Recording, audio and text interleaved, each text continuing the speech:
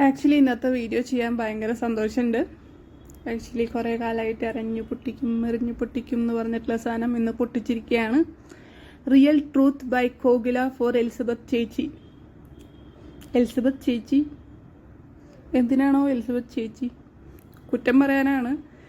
ഇതിനു മുമ്പ് അവളെന്തെങ്കിലും പറയുകയാണെങ്കിൽ ഞാൻ അവളെ കാണിച്ചു തരാം എന്നൊക്കെ പറഞ്ഞിട്ടാണ് മുമ്പത്തെ ഭീഷണികളൊക്കെ ഉണ്ടായിരുന്നത്. ഇതിപ്പോൾ എന്തിനാണാവോ?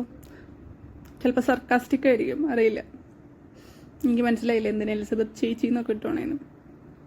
എന്തായാലും എനിക്കിത് കണ്ടപ്പോൾ ആക്ച്വലി പണ്ട് കുറച്ച് കാലം എന്നെ കൊണ്ട് പല കാര്യത്തിനെ പറ്റിയിട്ട്, അമൃതനെ പറ്റിയിട്ട്, പാപ്പുവിനെ പറ്റിയിട്ട്, അതുപോലെ തന്നെ ഗോപി സുന്ദറിനെ പറ്റിയിട്ട്, പിന്നെ ഇയാളുടെ ഒരു ഗസ്റ്റ് ഹൗസ് ഇയാൾ നടത്തിയായിരുന്നു.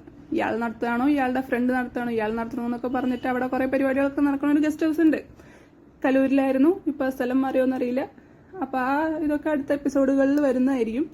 അപ്പോൾ ആ ഗസ്റ്റ് ഹൗസ് നടത്തുന്ന ആളെ പറ്റിയിട്ടൊക്കെ ഇന്നെ കൊണ്ട് അവരെ ചീത്ത വിളിക്കുക, അവരെന്നെ പറ്റിച്ചു, നീ എന്തൊട്ട് ഭാര്യയാണ്, നീ അവരെ അങ്ങനെ പറഞ്ഞ് മീഡിയയിൽ വന്നിട്ട് പറ. അതുപോലെ തന്നെ പല കാര്യങ്ങളിലും പിന്നെന്ന് അവസാനം ഒന്നും പറ്റാണ്ടാവുമ്പോഴാണ് അതുപോലെ തന്നെ നമ്മുടെ മറ്റേ ആക്ടറിന്റെ ഇഷ്യൂവിൽ നീ പറ ഇനി എന്ത് ഭാര്യയാണ്. അതുപോലെ ഗൺ കേസിൽ ഇന്നേം കൂടി മോളത്തെ റൂമിൽ ചെറുത്താൻ്റെ റൂമിലേക്ക് കൊണ്ടുപോയിട്ട് എത്തിച്ചേരുന്നു. അപ്പോഴും പറയണ ഒരു ഇത്, നീ എന്ത് ഭാര്യയാണ്, ഒപ്പം നിൽക്കാത്ത ഭാര്യ. സോ ഇത് എല്ലാ കള്ളത്തരങ്ങൾക്കും ഒപ്പം നിൽക്കണ ഭാര്യയാണ്. ഇനിയും അങ്ങനെ കുറേ ഇതിൽ ഒക്കെ ഒപ്പം നിന്ന് നീ അവിടെ വെറുതെ ഇരുന്നാൽ മതി. എൻ്റെ പല വീഡിയോകളിലും ശ്രദ്ധിച്ചാൽ നിങ്ങൾക്ക് മനസ്സിലാവേണ്ടതാണ് എത്രമാത്രം ഇൻട്രസ്റ്റിലാണ് ഞാൻ ആ വീഡിയോയിൽ ഇരുന്നിരുന്നതെന്ന്. ഇത് പക്ഷേ ഭയങ്കരമായിട്ട് സപ്പോർട്ടിങ് ആയിട്ടാണ് ഇരിക്കുന്നത്. എനിക്ക് അന്ന് ചെറുത്താൻ്റെ ഇതിൽ നിനക്കും കൂടി ഒരു പണിയെടുക്കട്ടെ, നീ എങ്ങാനും എൻ്റെ എതിരെ തിരിഞ്ഞ നിൻ്റെ പേരിലൊരു തോക്ക് കേസ് ഇരിക്കട്ടെ എന്ന് വെച്ചിട്ട് എൻ്റെ തലയിൽ തന്ന പോലെ ഇത് നൈസായിട്ട് പുള്ളിക്കാരിക്ക് പണി കൊടുത്ത പോലെയാണ് എനിക്ക് തോന്നിയത്. അതായത് എങ്ങാനും ഡീഫേമേഷൻ വരികയാണെങ്കിൽ അവൾക്ക് ഇരുന്നോട്ടെ. പക്ഷെ ഇതിൽ ഇടയ്ക്കിടയ്ക്ക് പറയുന്നുണ്ട് മാമ ഒന്നും ചെയ്യണ്ടെന്ന് പറഞ്ഞ ഞാനാണ് പക്ഷെ ഇത് ചെയ്യണത്. പക്ഷെ ഇതെങ്ങനെ പുള്ളിയുടെ അപ്പോൾ അക്കൗണ്ടിൽ നിന്ന് പോസ്റ്റ് ആവണത്? പുള്ളിയുടെ അക്കൗണ്ടിൽ നിന്നാണ് ഇത് പോസ്റ്റ് ആയാണ്. പിന്നെ ഇത് പുള്ളി പറയാണ്ട് വരും ചെയ്യില്ല. ഇത് എത്ര ആൾക്കാരാണ്, ഒരാൾ വന്നിട്ട് വേറെ വീഡിയോയിൽ ചേട്ടനോട് പോസ്റ്റ് ചെയ്യണ്ടെന്ന് പറഞ്ഞു, പക്ഷെ ഞാൻ ചേട്ടനോട് സമ്മതം ചോദിച്ചിട്ട് പോസ്റ്റ് ചെയ്തു. ഇവരും ചേട്ടൻ പോസ്റ്റ് ചെയ്യേണ്ട പോസ്റ്റിന് ഭയങ്കര നല്ല മനുഷ്യനാണേ. അങ്ങനെ അപ്പം ഇനി റിയൽ ട്രൂത്ത് പറഞ്ഞത്, എൻ്റെ കല്യാണം 2019 മെയ്യിൽ നടന്നതാണ്. 3 ആഴ്ചയാണ് ഞങ്ങൾ ഒരുമിച്ച് താമസിച്ചത്. പിന്നെ അതിൻ്റെ ഡിവേഴ്സ് കുറച്ച് വൈകിപ്പോയിട്ടുണ്ടായിരുന്നു. ആ ഡിവേഴ്സ് ഓക്കെ അന്ന് കല്യാണം കഴിച്ചിട്ടുണ്ടായിരുന്നു ഡോക്ടറിനെയാണ്. ഞങ്ങൾ M4 മാരിന്ന് ആണ് കണ്ടുമുട്ടിയത്. ഓക്കെ 3 ആഴ്ചയാണ് ഞങ്ങൾ ഉണ്ടായിരുന്നത് ഒരു റിലേഷനിൽ.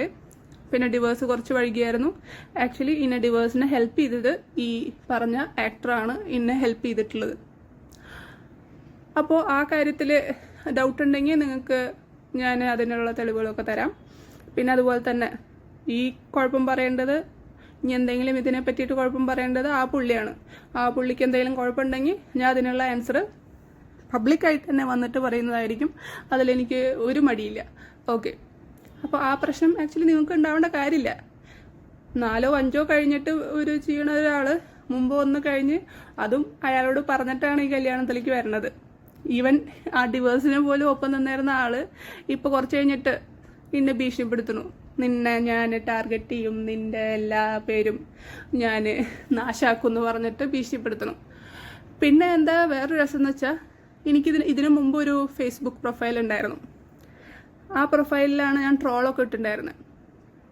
അപ്പോൾ ഞാൻ അന്നത്തെ ഡിവേഴ്സ് കഴിഞ്ഞിട്ടാണ് കൂടുതലായിട്ട് ട്രോളിലൊക്കെ ആക്റ്റീവ് ആവണത്. എൻ്റെ ട്രോളിൻ്റെ ഇതിൽ നമ്മുടെ റിലേഷൻ സ്റ്റാറ്റസ് നമ്മൾ കൊടുക്കാറുണ്ട്. അതിൽ ഡിവേഴ്സ് എന്ന് പറഞ്ഞിട്ട് തന്നെയാണ് എൻ്റെ സ്റ്റാറ്റസ് ഉണ്ടായിരുന്നത്. ആ പ്രൊഫൈലിൽ വെച്ചിട്ട് തന്നെയാണ് ഞാൻ ഇയാളിനെ പ്രപ്പോസ് ചെയ്യണേ. സോ അങ്ങനെയും ഞാൻ ആരെയും പറ്റിച്ചിട്ടില്ല. പിന്നെ ഇയാൾ കല്യാണം കഴിഞ്ഞിട്ട് ഇൻ്റർവ്യൂ കൊടുക്കണ സമയത്ത്, ഇപ്പം കല്യാണം എന്ന് പറയാൻ പറ്റില്ല, ആ ഫംഗ്ഷൻ കഴിഞ്ഞിട്ട് ഇൻ്റർവ്യൂ കൊടുക്കണ സമയത്ത് ഇയാൾ തന്നെയാണ് പറഞ്ഞത് ആരോടും മുമ്പത്തെ കല്യാണം കഴിഞ്ഞു എന്ന് പറയരുത്, എനിക്ക് നാണക്കേടാന്ന് ഈ മനുഷ്യൻ തന്നെയാണ് പറഞ്ഞോണത്. അതായത് എനിക്ക് നാണക്കേടില്ല, പുള്ളിക്ക് നാണക്കേടാന്ന്. എനിക്ക് നാണക്കേടുണ്ടെങ്കിൽ ഞാൻ ഓൾറെഡി എൻ്റെ ഫേസ്ബുക്ക് സ്റ്റാറ്റസ്, അന്ന് എനിക്ക് 5000 ഫ്രണ്ട്സും 16,000 ഫോളോവേഴ്സും ഉണ്ടായിരുന്നു എൻ്റെ ആ ഫേസ്ബുക്ക് പ്രൊഫൈല്.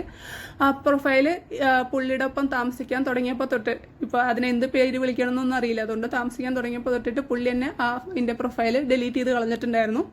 സോ ആ പ്രൊഫൈൽ ഇപ്പം ഇല്ല. അതിലാണ് നമ്മൾ പ്രപ്പോസ് ചെയ്തതും അങ്ങനത്തെ കാര്യങ്ങളൊക്കെ ആ പ്രൊഫൈലിലാണ്. മാത്രമല്ല അന്നുണ്ടായിരുന്ന എൻ്റെ ഫോണ് പുള്ളി എറിഞ്ഞു പൊട്ടിച്ചു. ആ സിമ്മ് പുള്ളി നാശാക്കി. ആ നമ്പർ ഇപ്പോൾ വേറെ ആക്കാറില്ല. അതൊക്കെ നമുക്ക് അന്വേഷിച്ചാൽ കിട്ടുന്ന കാര്യങ്ങളാണ്.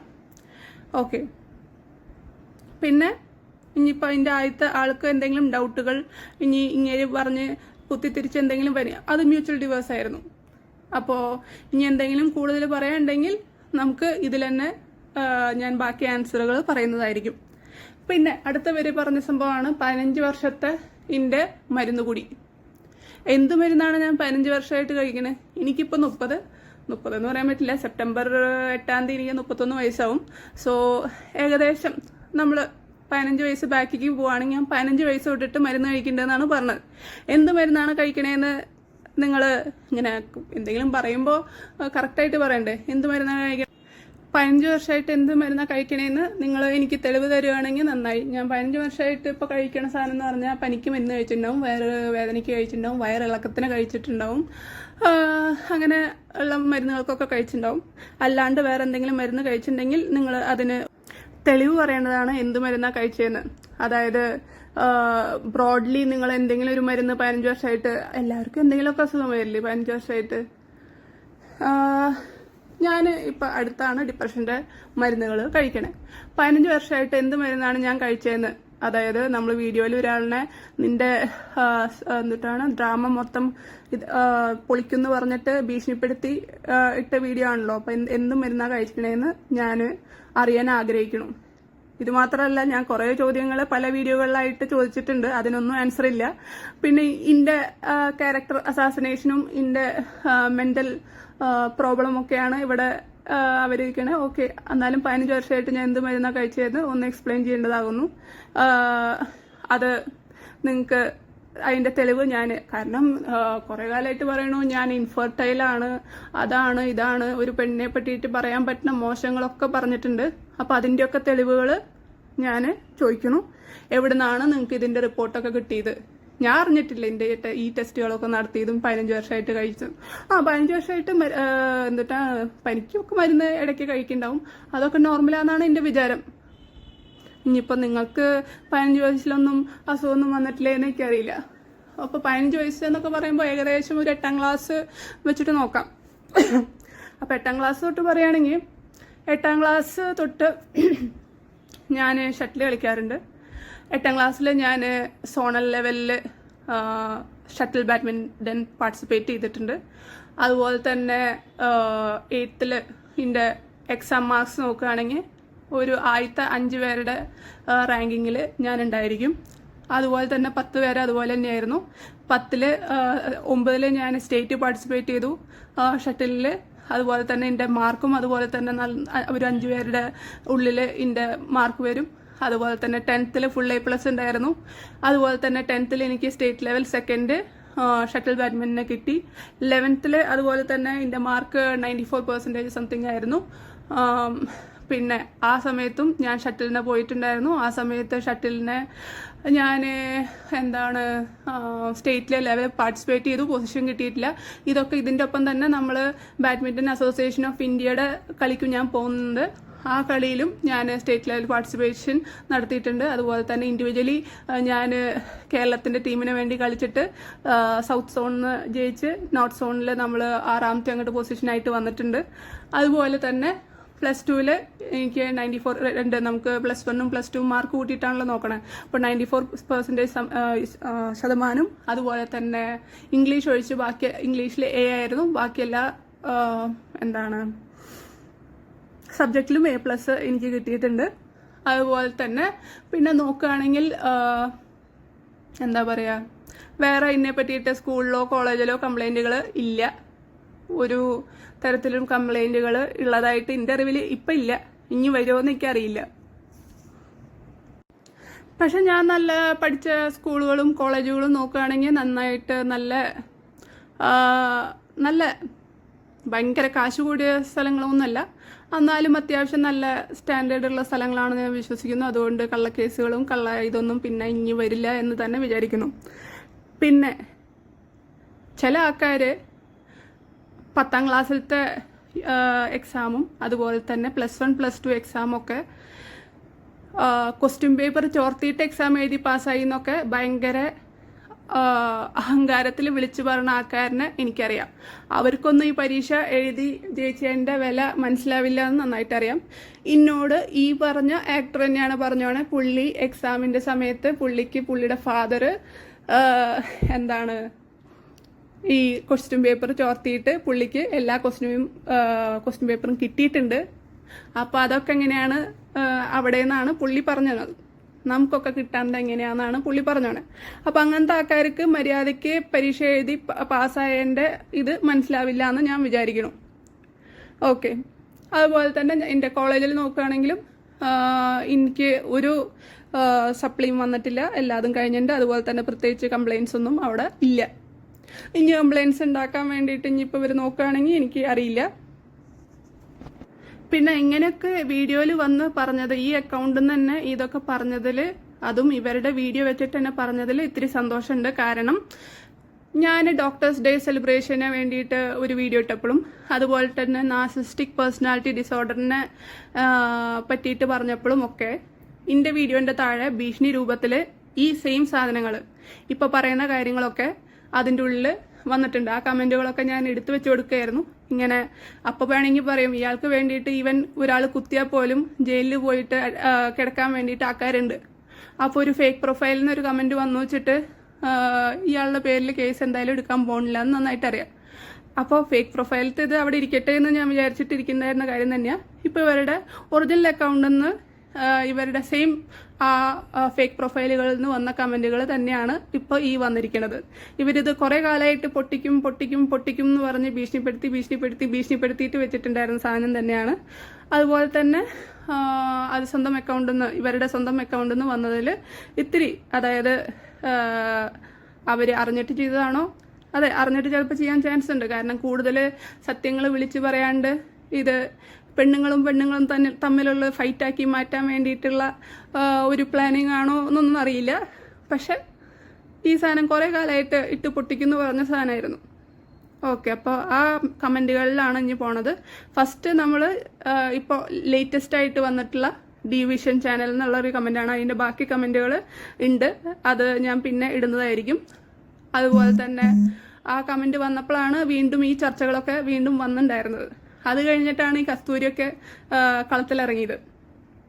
ഞാൻ ഈ ഡിവിഷൻ്റെ ആള് എന്തോ ഇർഷാദ് എന്ന് പറഞ്ഞ ആളാണ്, അത് ഇവരായിട്ട് ബന്ധപ്പെട്ടതാണെന്നൊക്കെ പറഞ്ഞിട്ട് ഒരു വീഡിയോ ഓൾറെഡി ഇറങ്ങിയിട്ടുണ്ടായിരുന്നു. അന്ന് യൂട്യൂബ് ചാനലിലൊക്കെ ആൾക്കാർ അതെടുത്ത് ഫുള്ള് ഡീറ്റെയിൽസൊക്കെ പറഞ്ഞിട്ടുണ്ടായിരുന്നു. ഇതാണ് ഡിവിഷൻ ഡി സോൺ എന്ന് പറഞ്ഞ ചാനൽ. ഇതിൻ്റെ ആള് ഇർഷാദാന്ന് പറയണു. ആൾക്കാർ കണ്ടുപിടിച്ചതാണ്. അവരുടെ ഫോട്ടോ ഒക്കെ നമ്മൾ യൂട്യൂബ് ചാനലിൽ നോക്കുകയാണെങ്കിൽ കാണാം. Who is your husband? Tell the truth first. Your husband is a doctor, not an actor. Show your courage to speak up first. ഇതന്നെയാണ് ഇവരും ഇപ്പോഴും പറയണത്. കാരണം ഞാൻ ഓൾറെഡി ഡിവേഴ്സായെന്ന് ഇയാൾക്കറിയാം. ഇയാൾ തന്നെയാണ് എൻ്റെ ഡിവേഴ്സ് നടത്തി തന്നത്. അത് കഴിഞ്ഞിട്ട് ഇയാൾ ചോദിക്കണം ആരാണ് എൻ്റെ ഹസ്ബൻഡ്, ഡോക്ടറല്ലേന്ന്. മാത്രമല്ല ഈ പറഞ്ഞ ആൾ, ഇപ്പോൾ നേരത്തെ വീഡിയോ ഇട്ട ആൾ എന്നോട് അവരുടെ കൂടെ പോയി താമസിക്കാൻ.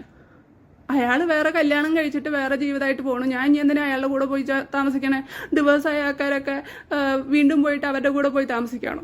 അതോ നിങ്ങൾ തെറ്റിദ്ധരിപ്പിക്കാൻ നോക്കുകയാണോ? ഞാനിപ്പോൾ വേറെ പോയിട്ട് ആളിനെ രജിസ്റ്റർ ചെയ്തു. ഞങ്ങൾ രജിസ്റ്റർ ഒന്നുമല്ല ചെയ്തിട്ട് കല്യാണം കഴിച്ചാണോ? മര്യാദയ്ക്ക് കുടുംബപരമായിട്ട് അങ്ങോട്ടും ഇങ്ങോട്ടും പോയി കണ്ട് 1800 പേരിനെ ഞങ്ങളുടെ എൻഗേജ്മെൻറ്റ് ഫംഗ്ഷനെ വിളിച്ച് ഒരു ചടങ്ങായിട്ട് നടത്തി, ഓഡിറ്റോറിയത്തിൽ നടത്തി. അതുപോലെ തന്നെ കല്യാണം അവർ ആൾക്കാരനെ വിളിച്ച് ഓഡിറ്റോറിയത്തിൽ ഫംഗ്ഷനായിട്ട് നടത്തി. അത് ലീഗലി 2 ദിവസത്തിൽ അത് ലീഗലി മാരീഡ് ആക്കിയിട്ടാണ് ഞങ്ങളുടെ കല്യാണം നടന്നോണേ. അല്ലാണ്ട് രജിസ്റ്റർ ഓഫീസിൽ ആരും അറിയാണ്ട് പോയിട്ട് ഒളിച്ചോടി പോയി കെട്ടിയതൊന്നല്ല. ഓക്കെ, നിങ്ങളുടെ പറച്ചിലിൽ പല ധ്വനികൾ ഉണ്ട് എന്ന് മനസ്സിലാവുന്നുണ്ട്. പക്ഷെ ഇങ്ങനെയാണ് സംഭവം. മാത്രമല്ല അതിൻ്റെ മ്യൂച്വൽ ഡിവേഴ്സ് കഴിഞ്ഞു, അതിൻ്റെ പേപ്പർ എൻ്റെ കയ്യിലുണ്ട്. നിങ്ങൾ കുറേ പേപ്പർ എടുത്തിട്ട് അവിടെ നിന്നിട്ട് ഇങ്ങനെ ഇതുണ്ടായിരുന്നു, എൻ്റെ 15 വർഷത്തിൻ്റെ ഡീറ്റെയിൽസ് ഉണ്ടായിരുന്നു എന്നൊക്കെ പറഞ്ഞിട്ട് ഓരോന്നൊക്കെ കാണിക്കുന്നുണ്ടായിരുന്നു. ആ ഡീറ്റെയിൽസ് എനിക്കും കാണണം, 15 വർഷത്തിന് ഞാൻ എന്ത് മരുന്നാണ് കഴിച്ചതെന്ന്. ഓക്കെ, എല്ലാ സത്യങ്ങളും ചെന്നൈ കമ്മീഷണർ പോലീസ് ഓഫീസിലുണ്ട്. ഇതന്നെയാണ് എനിക്കും ചോദിക്കാനുള്ളത്. ഞാനിത് മുന്നത്തെ വീഡിയോയിലും പറഞ്ഞിട്ടുണ്ടായിരുന്നു. കാരണം ഞാൻ റേപ്പ് ചെയ്യപ്പെട്ടു എന്നും അതുപോലെ തന്നെ ഇന്നെ വേറെ ആളുടെ മുന്നിൽ വെച്ചിട്ട്, അതായത് ഇയാളുടെ കാല് മസാജ് ചെയ്യാൻ വന്ന സെർവൻറ്റിൻ്റെ മുന്നിൽ വെച്ചിട്ട് എന്നോട് പല വൃത്തികേടുകളും ചെയ്യിപ്പിച്ചിട്ട് അന്ന് എനിക്ക് സഹിക്കാൻ പറ്റാണ്ട് ഞാൻ 3 ദിവസം കണ്ടിന്യൂസ്ലി സൂയിസൈഡ് അറ്റംപ്റ്റിന് ശ്രമിച്ചു. ആരും എന്നെ ഹോസ്പിറ്റലിൽ കൊണ്ടുപോയില്ല. 3ാമത്തെ ദിവസം ഇയാൾ കമ്മീഷണറാന്ന് പറഞ്ഞിട്ട് ഒരു പോലീസ് കമ്മീഷണറാണോ എന്താണോ എന്നറിയില്ല, അയാളുടെ ഫോൺ നമ്പറും എല്ലാ ഇതും എൻ്റെ പാരൻസിൻ്റെ കയ്യിലുണ്ട്. അതുപോലെ തന്നെ കേരളത്തിൽ നിന്ന് മുനീർ എന്ന് പറഞ്ഞ പോലീസുകാരനും, ഞാൻ കഴിഞ്ഞ പ്രാവശ്യം ഇതൊന്നും പേര് പറഞ്ഞിട്ടുണ്ടായിരുന്നില്ല, ചെന്നൈയിലത്തെ പോലീസ് ഓഫീസറുടെയും പേര് ഞാൻ കുറച്ച് കഴിഞ്ഞാൽ പറയണമായിരിക്കും. ഇവിടെ നിന്ന് കേരളത്തിൽ നിന്ന് വിളിച്ചത് മുനീർ എന്ന് പറഞ്ഞ പോലീസുകാരൻ തന്നെയാണ്. ആ മുനീർ എന്ന് പറഞ്ഞ പോലീസുകാരൻ തന്നെയാണ് ഞങ്ങളുടെ കല്യാണത്തിന്, എവിടെ ദാസ് കോണ്ടിനെന്റിൽ നടന്ന കല്യാണത്തിന് വന്നിട്ടുണ്ടായിരുന്നതും അയാൾ തന്നെയാണ്. അയാൾ ഞങ്ങളുടെ വീട്ടിലും വന്നിട്ടുള്ള ആളാണ് ഇയാൾ വിളിച്ചിട്ട്.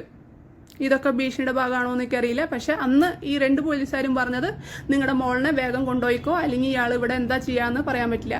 അയാൾ അന്ന് അവിടെ ചെന്നൈയിൽ വെച്ച് ഭീഷണിപ്പെടുത്തിയത്, നീ ഇവിടെ നിന്ന് ഇപ്പോൾ ഇറങ്ങിപ്പോയില്ലെങ്കിൽ നിന്നെ വെട്ടിയിട്ട് ഇതാക്കും, നീ ചെന്നൈയിൽ വെച്ചിട്ട് ഞാൻ ചെയ്തതിനെ നിനക്ക് കംപ്ലൈൻറ്റ് കൊടുക്കാൻ നോക്കണോ എന്ന് വെച്ചിട്ട് പുള്ളി എന്നെ ഭീഷണിപ്പെടുത്തുന്നുണ്ട്.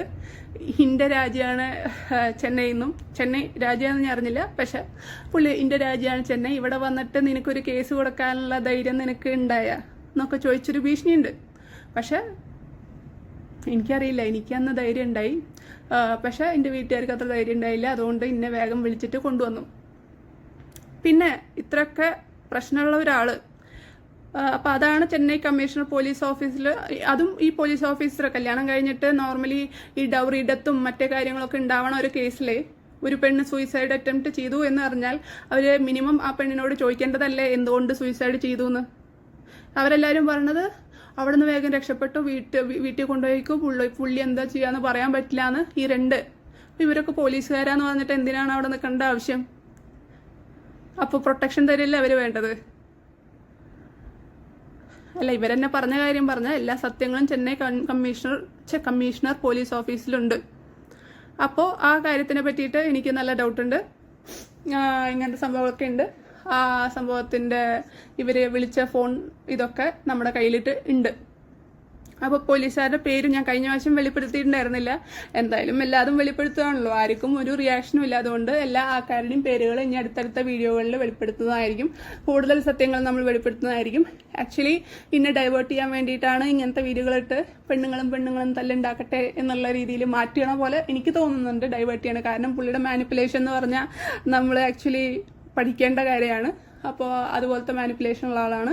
ഇതൊക്കെ എനിക്ക് ഇപ്പോൾ വന്ന ഭീഷണികളല്ല, ഇത് ആ ഡോക്ടേഴ്സ് ഡേയുടെ സമയത്ത് വന്ന ഭീഷണികളാണ്. ഓൾമോസ്റ്റ് 6 മാസം 7 മാസമായിട്ടുണ്ട്. പിന്നെ ഫസ്റ്റ് വന്ന ഡിവിഷൻ്റെ സാധനം ഇപ്പം അടുത്ത് വന്ന ഇപ്പോൾ 3 ആഴ്ച ഉണ്ടാവും ആ ഒരു ഇത്. അത് ഓൾറെഡി യൂട്യൂബിൽ നോക്കിയാൽ കുറേ ആൾക്കാർ വിവി ഹിയർ എന്ന് പറഞ്ഞ ചാനലിൽ, അതുപോലെ തന്നെ കുറേ ചാനലുകളിൽ ആ കമൻറ്റിനെ പറ്റിയിട്ടും ആ കമൻ്റ് ഇട്ട ആളാരാണെന്നും അതുപോലെ ആ ആളും ഈ ആക്ടറും തമ്മിലുള്ള ബന്ധങ്ങളൊക്കെ കാണിച്ചിട്ടുള്ള വീഡിയോകൾ വന്നിട്ടുണ്ട്. പിന്നെ എനിക്കിപ്പോഴും ഡൗട്ടുള്ളത്, ഒരാൾ സൂയിസൈഡ് അറ്റംപ്റ്റ് ചെയ്തു എന്ന് പറഞ്ഞിട്ട് എന്താ ഈ പോലീസുകാർ എന്തിനാ ചെയ്തതെന്ന് ചോദിക്കാണ്ടിരുന്നത്? എന്താണ് എന്നെ ഹോസ്പിറ്റലിലേക്ക് കൊണ്ടുപോകാണ്ടിരുന്നത്? അതൊക്കെ എനിക്ക് മനസ്സിലാകാത്ത കാര്യങ്ങളാണ്. എല്ലാവരും ഇങ്ങനെ കേസ്, പിന്നെ ഇത്രയൊക്കെ ഓക്കെ, എനിക്ക് ഇത്ര പ്രശ്നമുണ്ടെന്ന് ഇവരെന്നെ പറയുന്നുണ്ടല്ലോ. പിന്നെ എന്തിനാ ചാവാൻ കിടക്കുന്ന സമയത്ത് പുലർച്ചെ 3 മണിക്ക് ഇന്നെ വിളിച്ചിട്ട് ഹോസ്പിറ്റലിലേക്ക് വിളിക്കണത്?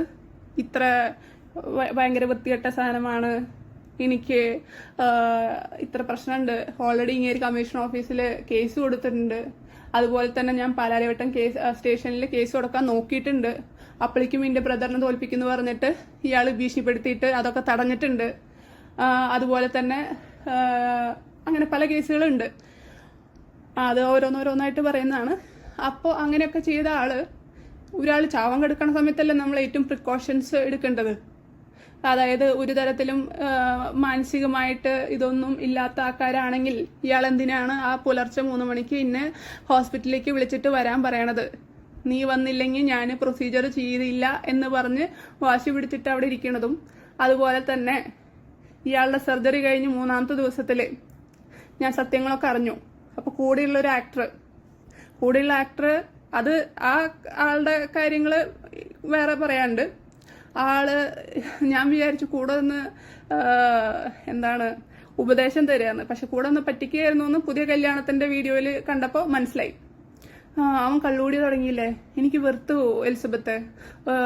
നമ്മൾ 5 പേരൊക്കെ എത്ര കഷ്ടപ്പെട്ട് ഇരുന്നിട്ടാണ് അവന്റെ ഉറങ്ങാണ്ടിരുന്നിട്ടും അവന്റെ ഇതും അതും ഇതൊക്കെ ചെയ്തിട്ട് ഇതൊക്കെ ശരിയാക്കിയത്. അവസാനം ഡിസ്ചാർജായി 3 ആഴ്ചയുടെ കള്ളുകൂടി തുടങ്ങി. ഇനി ഞാൻ അവനെ കാണില്ല എന്ന് പറഞ്ഞാൽ പിന്നെ പുതിയ കല്യാണത്തിന്റെ സമയത്തും പിന്നെ ബാക്കി എല്ലാ കാര്യത്തിനെയാണ് കാണുന്നത്.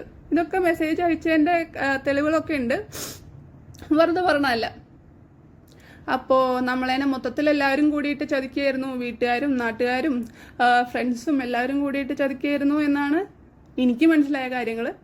അപ്പോൾ അതൊക്കെ നമ്മൾ വീണ്ടും അതിൻ്റെ എപ്പിസോഡ് പറയുന്നതായിരിക്കും.